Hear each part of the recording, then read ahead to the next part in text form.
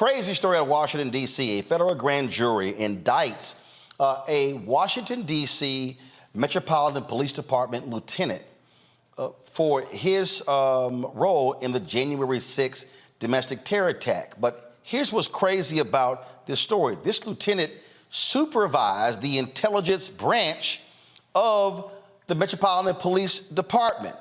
He tipped off former Proud Boy member leader Enrique Tarrio about a pending warrant for his arrest just ahead of the January 6th attack.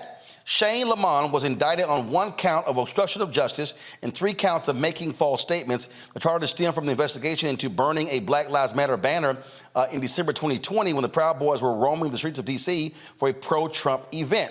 According to the indictment, Tarrio and Lamond communicated at least 500 times using cloud-based messaging services between July 2019 and January 2021. Tarrio and other members of the far-right group were recently found guilty of seditious conspiracy in connection with the Capitol attack. Now, Tarrio was not in D.C. on January 6th. A judge banned him from the city the day before the attack. This story here is pretty crazy, Matt, because you have a D.C. cop who's over the intelligence unit who, frankly, is aligned with the Proud Boys. Yeah, and this is a situation where when the federal judge sentences this gentleman, he's going to be sentenced with all of the force of the law, as he should be, because what makes this particularly problematic is not only that he was in a position of power, in a position of authority, and not only that the conduct itself is seditious, but the idea that he would be contacting and communicating with somebody over 500 times using a clandestine system to feed information is terrifying, because it begs the question, how much information was given? How much did he facilitate? And right now, he may be looking at the least of the charges that ultimately come.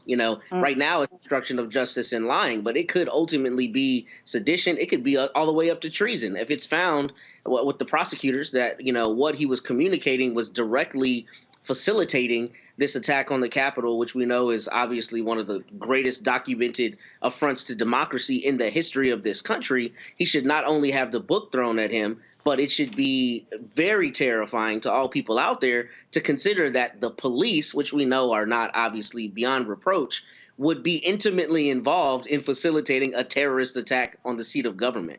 That is a crazy thing to say, and that's what we're seeing here. Apparently. Candace here, go to my iPad. Lamond worked as the supervisor of the intelligence branch of MPD's Homeland Security Bureau. And what's crazy here is that these two were in regular contact regarding Proud Boys' planned activities in the District of Columbia. And these and all of these Republicans want us to believe that you don't have law enforcement aligned with these white supremacists. And then this guy Lamond actually told people, well, because Tarrio and others were Hispanic, they were not racist. And that's the ridiculous part about it. You have hundreds of texts filled with communication telling the Proud Boys where protesters are, people who would be against them. Now, the Proud Boys say, well, they told us that information so that we would stay away.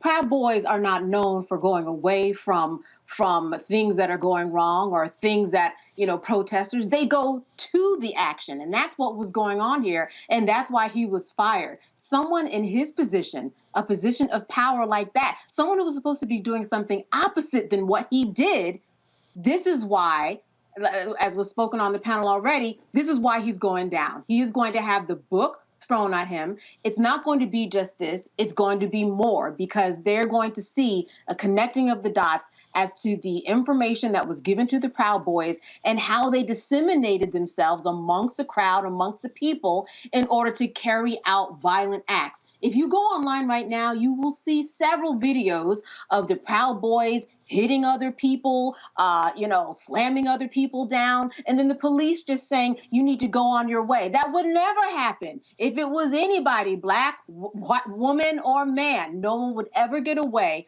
with the police saying, I see you've hit someone and assaulted and battered someone, but now you go to walk away. So there's so much evidence that we haven't even heard about. This is just the beginning of the crack, and it's going to crack wide open, and we're going to get a lot of information, and this man is going to go down. Back to my iPad. Here's what it says here, Michael. It says in the indictment on November 7, 2020, vote counts revealed that President Joseph R. Biden had won the 2020 presidential election, and several news organizations began reporting this fact. At 1:08 p.m. on November 7, 2020, Lamond, this is the cop, y'all, text Tarrio, hey, brother, sad, sad news today. You all planning anything?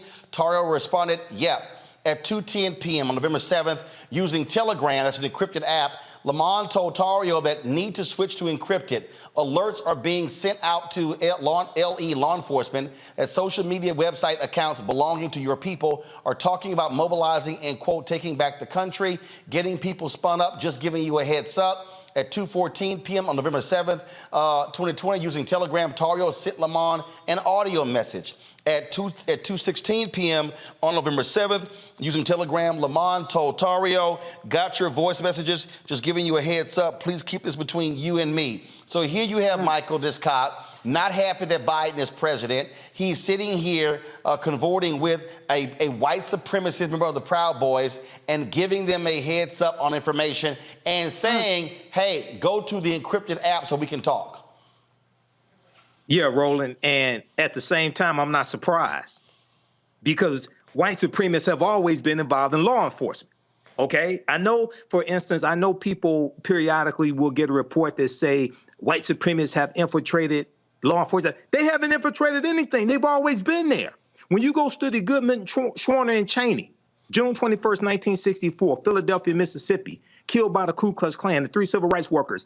It was the sheriff who tipped off the Klan in which direction they went after he released them. And the Klan caught them right before they crossed the county line. So I'm not saying this is acceptable. We need to fight this. But this does not surprise me at all. And people like him need to be held to the full extent of the law.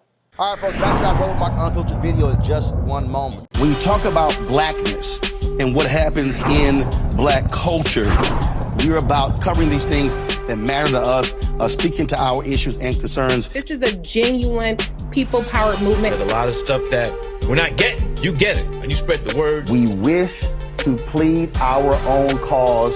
Too long have others spoken for us. We cannot tell our own story if we can't pay for it. This is about covering us. Invest in black-owned media. Your dollars matter. We don't have to keep asking them to cover our stuff. So please support us in what we do, folks. We want to hit 2,000 people, $50 this month, raise $100,000. We're behind 100,000, so we want to hit that. Y'all money makes this possible. Check some money orders. Go to P.O. Box 57196, Washington, D.C. 20037-0196. The Cash App is $RM Unfiltered. PayPal is R Martin Unfiltered. Venmo is RM Unfiltered. Zelle is Roland at RolandSMartin.com.